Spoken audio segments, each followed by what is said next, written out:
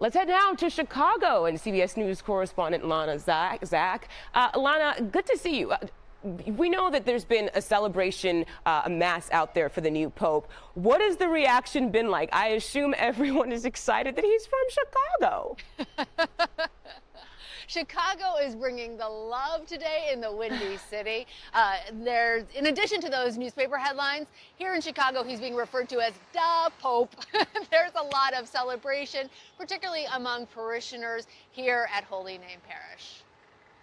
And we know that Pope Leo XIV, as he begins his ministry as the successor to St. Peter, may God sustain and guide him as he spreads the good news of the risen Christ, which is peace and unity. We pray to the Lord. And really, it was a beautiful scene as Holy Name Cathedral, now with the celebratory white and yellow ribbons now on top of the cathedral. The bells were pealing as people came out, and it was really, having been able to attend part of that service, very moving for the people who were there, Mugo. And there are people there who remember growing up with the Pope, right? What are they saying? Well, that's what's so interesting. His brother still lives here in the Chicago area. He was overwhelmed. Take a listen. It was like, oh my God, it's Rob. It's never going to be the same. What are we going to do? Oh, yes, it's Rob. Yeah. Well, that was his Florida brother.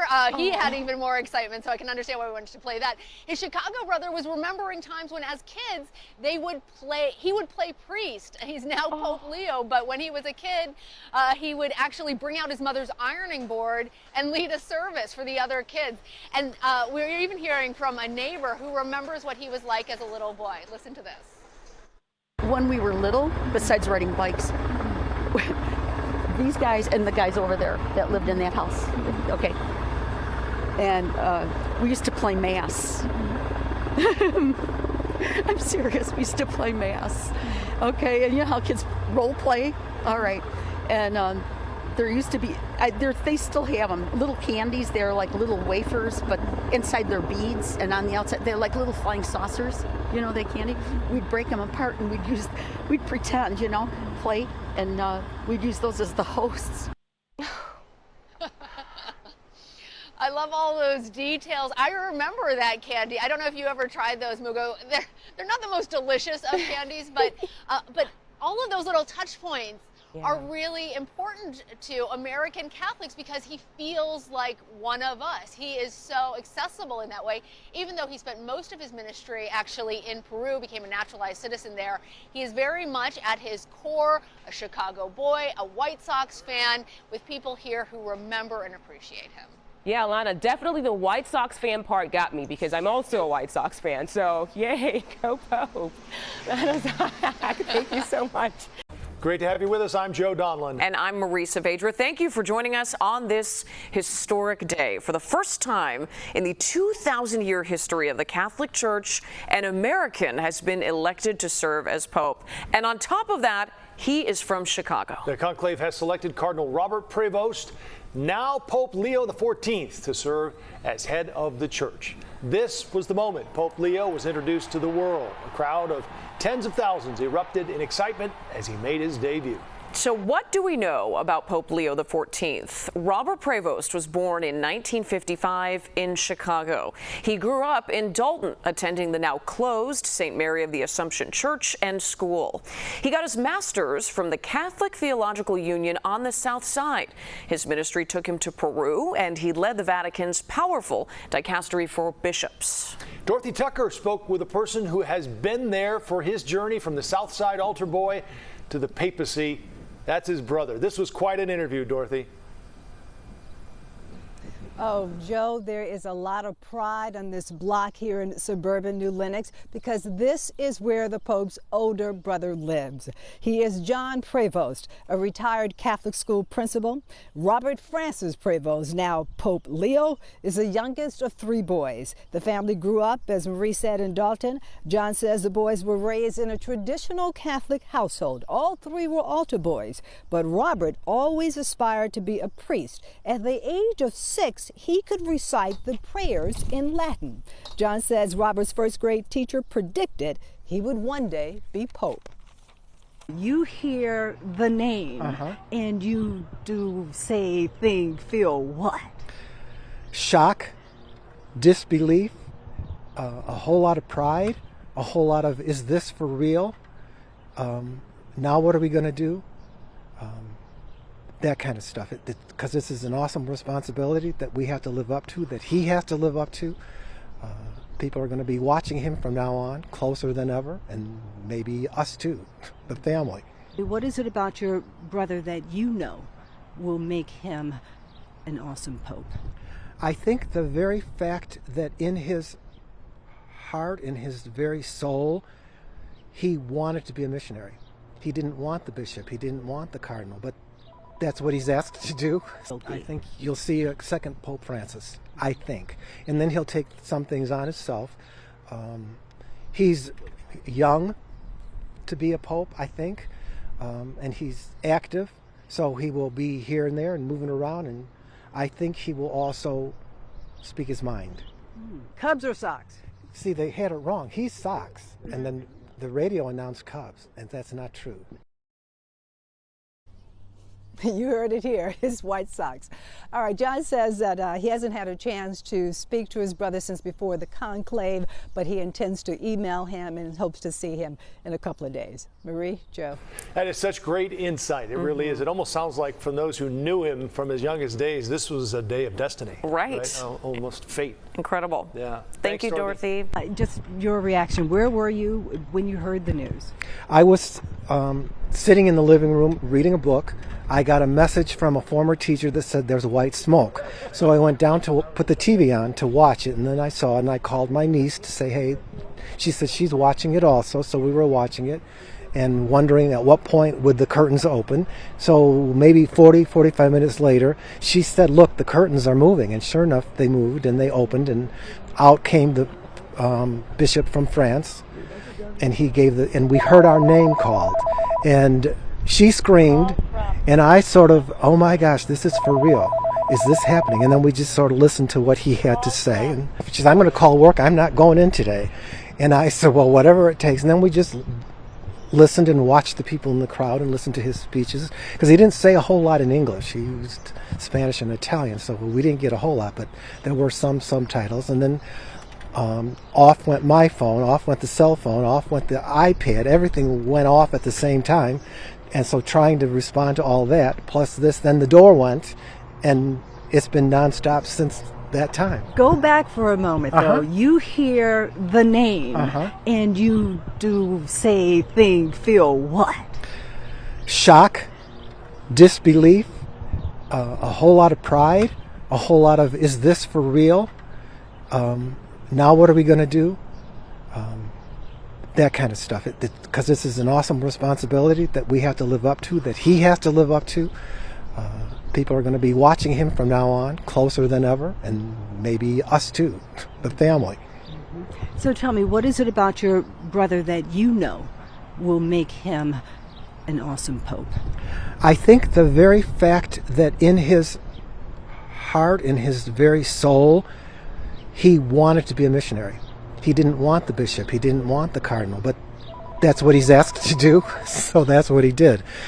He would have liked to go back to Peru and work with the missions because he had a deep feeling for the disenfranchised, for the poor, for those who were not listened to, and he had a very strong feeling, and I think in that way he will be a second Pope Francis. I think he'll follow right in his footsteps, working for the underprivileged.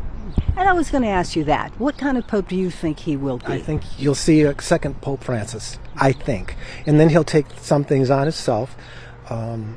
He's young to be a pope, I think, and he's active, so he will be here and there and moving around, and I think he will also speak his mind. And tell me about your younger brother as your younger brother. Tell me those stories when you were growing up. There aren't a whole lot because he left home after 8th grade graduation and went right away into the Augustinian Seminary in Holland, Michigan. So he wasn't home much after that. You know, summer vacations, Christmas vacations from high school and college, and then he was with the order. So there really weren't a whole lot as growing up. As we became older, then yeah, when he would come up for leaves and stuff like that, more so than as kids. Well, did your brother overheard somebody say you knew it when he was young? Somebody said, tell me that story. That we knew when he was young? Yeah. Who said that? Under what circumstances? Tell me the story. Well, you know how some kids like to play war and be soldiers, and some girls want to play dolls and be housewives. He wanted to play priest. And so he took our mom's ironing board and put a tablecloth over it, and we had to go to Mass. And we went to Mass, and he knew everything. He knew his prayers in Latin, he knew his prayers in English, and he did that all the time, and he took it totally serious. It was not a joke. It was not a game. He was dead serious about it.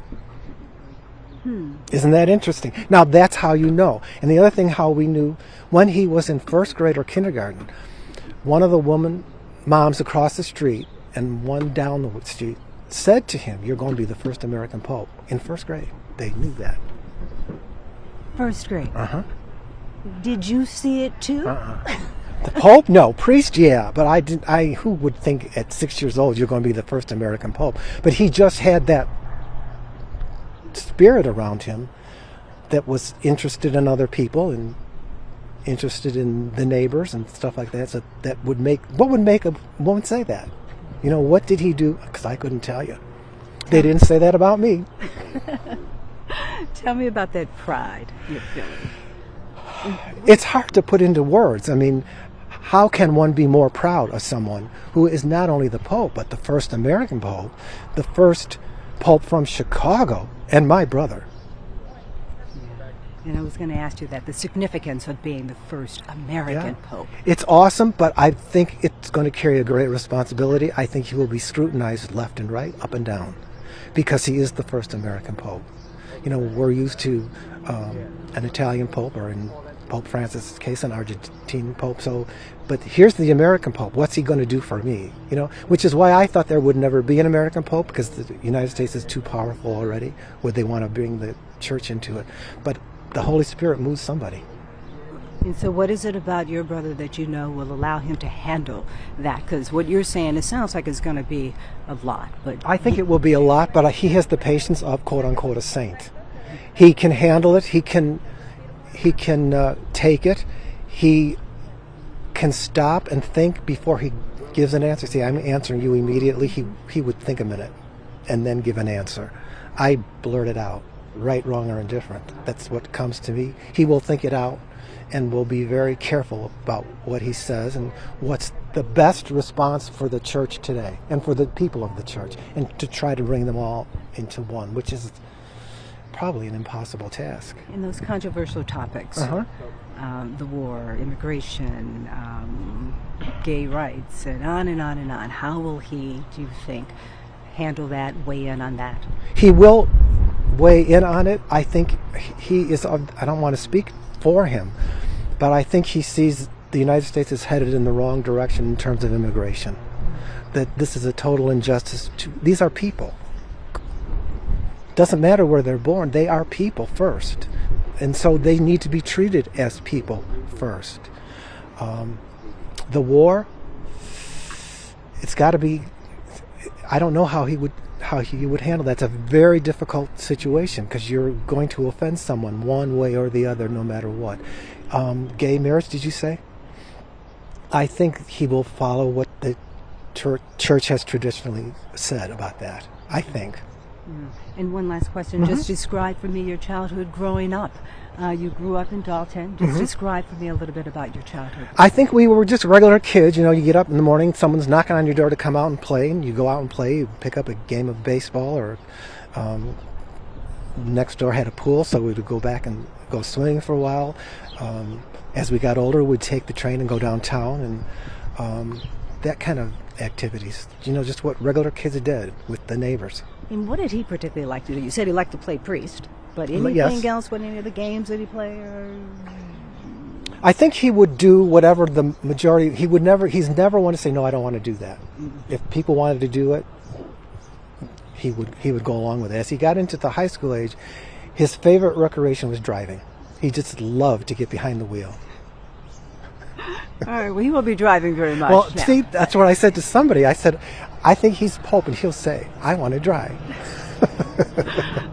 Interesting to see, right? Yes, look at the pictures first. This one, hold that one up and tell me so I'll know the significance of This each of is his picture taken after his ordination. The ordination took place in Rome, and these two, this is my brother, this is Bob Dodaro. They were both ordained in Rome on this day, and that was the picture they took.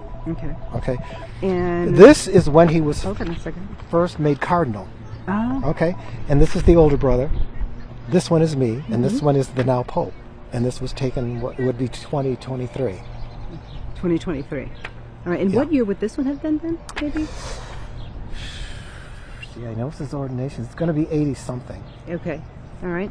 And this one is what are the ages here? And Okay, this is the three of us. Okay. Oh, I explained that. But go ahead. Okay, that's the Pope, me, and the older one, Louis. And this has to be, he's a year younger than me, so I would put this, 2, 3, and 6, I'm guessing. Okay. Cubs or Sox? See, they had it wrong. He's Sox, and then the radio announced Cubs, and that's not true. Nah, well, how long and has he been a Sox fan? Tell me about that. I would, as long as I've known him. Really? All along. Did you guys go to the games? Or? Yeah. Yes, we did.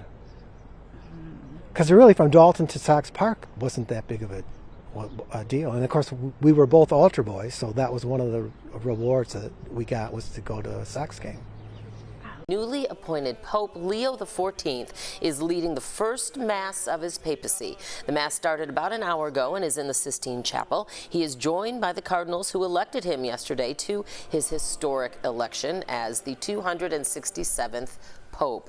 And of course, for the first time in history, the leader of the Catholic Church is American-born, and he is one of our own. A Chicago guy, you kind of get chills just watching that. Pope Leo XIV, born Robert Francis Prevost, grew up outside Chicago in south suburban Dalton. Our Darius Johnson is live this morning at Holy Name Cathedral with a look at his Chicago roots. Good morning to you, Darius. Hey there, ladies. Good morning to you. The one thing I can say, the world now knows him as Pope Leo XIV, but to those on his street in Dalton where he grew up, he is still known as Robbie. From playing Red Rover to serving as an altar boy at a small south suburban church, his path to the papacy began right here.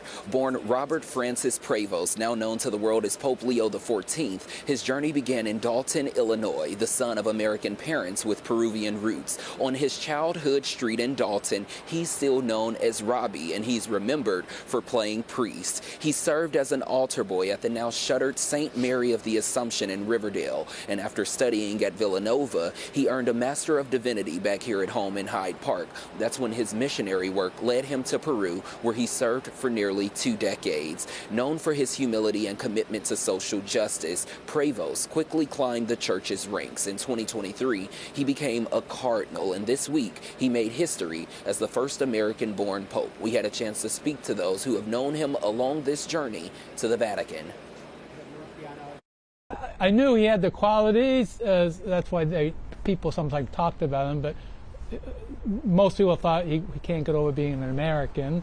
They thought that would be like an obstacle. We are just overjoyed that someone who's beloved and known to us is now the beloved leader of the whole entire church.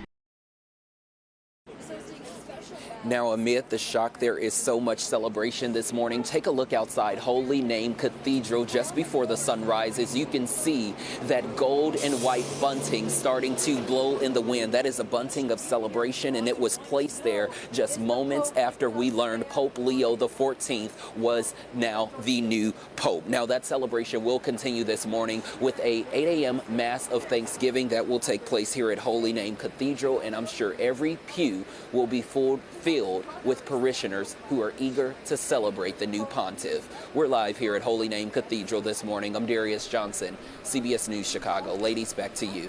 Darius, thank you so much. You take us to the dinner you had with him just the other day. What was that like? What's he talk about? What kind of person are we talking about? Well, it was 2 or 3 months ago. Part of it was we were talking about his experience in Chiclayo in Peru, the diocese where he served. Part of it was just, you know, his experience growing up in Chicago, and, you know, his experience. I had met him first when he was head of the Worldwide Augustinian Order, so we talked a bit about his experience in the order. And what struck me is how gracious he was about everything. Among other things, at one point I noticed he was eating every morsel of every plate I put in front of him. And about 2/3 into the meal, I said, you know, Cardinal, you don't have to eat at all. And he's like, where I was brought up, it's poor manners not to eat where they put in front of you. Finish your food. Yeah. Clean your plate, baby. Many of us grew up the very same way, that it is yes, to clean your plate. John, and I think to follow on that too, how do you think he will be viewed? Certainly as a continuity of Pope Francis, but how will he be different? Well, I think, again, to come back to the way he was vested when he stepped out on the balcony, wearing the mozzetta, for instance, that sort of crimson garment that you saw on top of the white papal robe, which is a sort of nod of the cap to tradition. I think what you are going to see is a man who is a bit more conventional, probably, on some of the traditional trappings of the papacy. One thing that will be a very interesting tell, by the way, is when we find out where he chooses to live. Is he going to choose to follow the example of Pope Francis and live in the Casa Santa Marta, the hotel on Vatican grounds, or will he go back to the papal apartment? These are the kind of small things that people with eyes to see and ears to hear will be tracking as sort of indications of where he might go. But as we mentioned, every little thing he does, everything he wears, everywhere he goes, it'll be parsed right down as we are doing right in this moment. To the nth degree. You got that right. And we continue our coverage of Leo XIV's election to the papacy by speaking to someone who's worked with him before. Former President Barack Obama's first ambassador to the Holy See, joining us now live. Miguel Diaz served in that capacity from 2009 to 2012 and is now at Loyola University Chicago. Good morning, Ambassador. Thank you so much for joining us. Buongiorno. Good morning. It feels more like afternoon. Oh, ciao. That's all I know. What was your experience working with then Bishop Robert Prevost, and your thoughts on what he will bring to the papacy? So I haven't worked with him. As we all know, he's from Chicago, but I do know him. In fact, last fall, 4 of us who have been working with Pope Francis on a youth project. And also with Dr. Mise Kuda, who is the Secretary for the Pontifical Commission for Latin America on this building bridges with youth all over the world. Had a wonderful opportunity to have dinner with him here in Chicago, and we talked about the project. We talked about, you know, the ongoing work with Pope Francis, and it was truly a delightful conversation. Never, of course, did any one of us imagined that that he would be the next pope. And so, but in some ways, there are some of my friends think that that I had some insiders predictions into this, or connections or information, because I had been circulating a photo that the 4 of us took during the dinner. And so, and I had said in a couple of news channels, well, maybe the next pope will be this particular American, because, and I said, you know, he is an American, but he also has tremendous gifts when it comes to, you know, his ministerial and immersion in terms of Latin America, and also because he speaks to some of the salient challenges of our times: peace, reconciliation, the need to overturn polarization. The dignity of all human persons is very, very much in line with Pope Francis when it comes to, you know, the care of, you know, the migrants. And so I thought, wow, this would be the logical choice, given that Pope Francis also placed him in a high position at the Vatican in terms of the dicastery that is in charge of naming bishops. And so, but I have to admit that even I was a shock was a shock when I saw the white smoke and I heard his name. It was like surreal. I mean, this is like, and then he came out and spoke in Spanish and in Italian, and I speak 5 languages, and so it's like I can't wait to speak to him in all these languages, because I think that it's also an indication of where our human family needs to go. We need to affirm that kind of diversity. I always say that Pope Francis was a great diversity, equity, and inclusion type of pope when it came to issues of culture, language, peoples, and I think we need to continue down that path, because our country and our world needs that community of nations and peoples to heal from what is going on. Which is exactly what the Pope mentioned yesterday. Absolutely, talking about this message of unity and kind of coming together. A church for all. Absolutely. Well, Ambassador, thank you so much. And we sort of shared in your surprise as well. But thank you so much for your insight and joining us this morning. Thank you.